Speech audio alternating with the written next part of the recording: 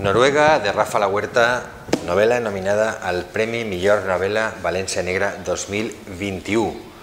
Es tracta del fenomen editorial de l'any a València. Rafa La Huerta ha escrit una novel·la complexa, plena de personatges reconeixibles que passegen pels carrers de la ciutat, tot envoltant la seva família, que conta des dels seus avis fins a ell mateix. 3 generacions que han viscut en el barri de Belloters, que s'enfronten als problemes dels 80 i dels 90.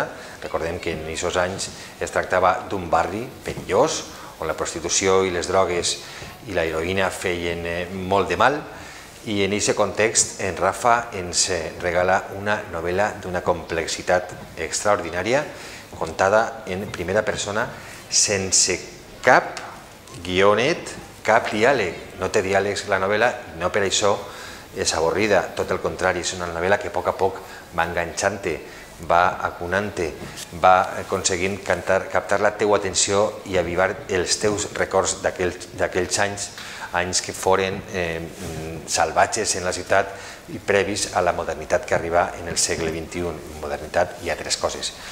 Si voleu votar per aquesta novel·la plena de personatges, de carrers, de records, de llistes, de botigues que han desaparegut i que vos portarà, sens dubte, al final del segle XX, recomane Noruega.